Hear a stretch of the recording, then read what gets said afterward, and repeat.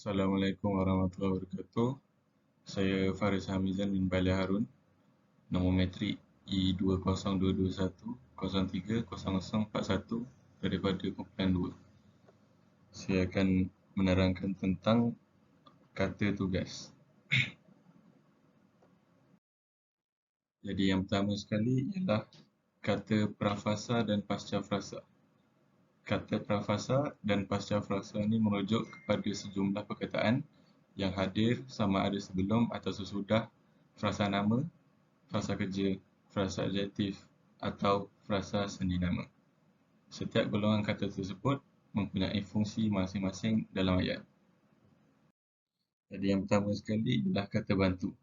Kata bantu merupakan perkataan yang hadir sebelum frasa kerja, frasa adjektif atau frasa sendi nama bagi membantu untuk menimbulkan makna tambahan dari aspek masa. Yang memberikan makna tambahan dari aspek masa ni ialah kata bantu aspek, dan yang memberikan makna tambahan dari segi perasaan ialah kata bantu ragam. Antara contoh-contoh kata bantu pula ialah sudah, pernah, hendak dan dapat. Contohnya dalam ayat pula ialah kami sudah membaca buku itu. Seterusnya, dia pernah membaca buku itu. Itu ialah contoh cara penggunaan kata bantu aspek. Kata bantu ragam pula ialah dia hendak membeli motosikal itu. Seterusnya, Jasmi dapat mengangkat batu yang berat itu. Kata yang seterusnya pula ialah kata penguat. Kata penguat merupakan perkataan yang hadir sebelum atau sesudah frasa adjektif bagi menguatkan maksud frasa tersebut. Kata penguat terbahagi kepada 3 jenis, iaitu kata penguat hadapan, kata penguat belakang dan kata penguat bebas. Jadi antara contoh ayat bagi kata penguat hadapan ialah sambal tumis itu paling sedap. Seterusnya, jalan di kawasan itu agak bahaya.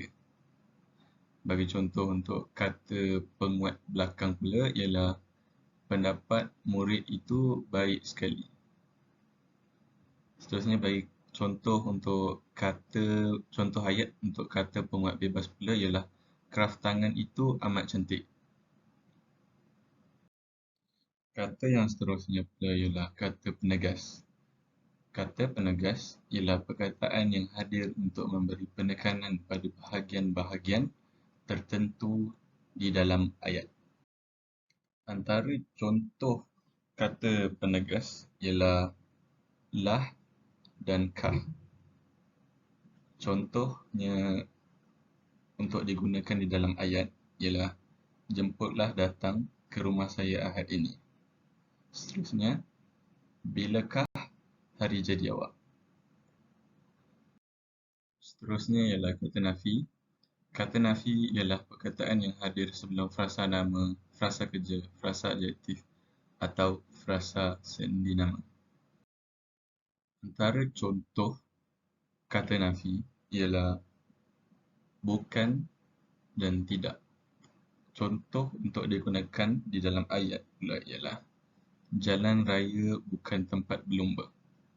Seterusnya, mereka tidak tahu apa-apa yang berlaku semalam.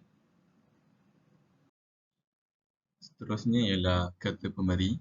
Kata pemeri ialah perkataan yang hadir sebagai pemeri hal antara subjek dengan frasa nama, frasa adjektif atau frasa sendi nama. Antara contoh kata pemeri ialah dan adalah. Contoh untuk digunakan di dalam ayat pula ialah nama adik saya ialah Adit. Seterusnya, warna kereta bapa saya adalah merah. Seterusnya ialah kata sendi nama. Kata sendi nama ialah perkataan yang hadir di hadapan frasa nama dengan membawa fungsi tertentu. Antara contoh kata sendi nama ialah di dan ke. Contoh untuk digunakan di dalam ayat pula ialah Salman tinggal di Selangor. Seterusnya, dia hendak pergi ke Kedah pada bulan hadapan. Seterusnya ialah kata arah. Kata arah ialah perkataan yang hadir sebelum frasa nama tetapi lazimnya selepas kata seni nama bagi menunjukkan hala. Antara contoh-contoh kata arah ialah atas dan hadapan. Contoh untuk digunakan di dalam ayat ialah Danish menari di atas pentas. Seterusnya, dia berdiri di hadapan cermin itu. Seterusnya ialah kata bilangan. Kata bilangan ialah perkataan yang hadir sebelum frasa nama yang berfungsi sebagai penerang jumlah. Antara contoh-contoh kata bilangan ialah 2 dan masing-masing. Contoh ayat bagi kata bilangan pula ialah ayah menanam 2 batang pokok kelapa di kebun. Seterusnya, kami pulang ke rumah masing-masing selepas sesi latihan menyanyi. Dan yang terakhir sekali ialah kata adverba. Kata adverba ialah perkataan yang hadir sebelum atau sesudah kata nama, kata kerja, kata adjektif atau frasa sendi nama yang berfungsi bagi menerangkan cara, masa dan tempat. Kata adverba terbagi kepada 3. Antara 3 kata adverba tersebut ialah kata adverba jati, kata adverba yang asalnya kata adjektif dan kata adverba yang asalnya kata kerja. Antara contoh kata adverba jati ialah selalu.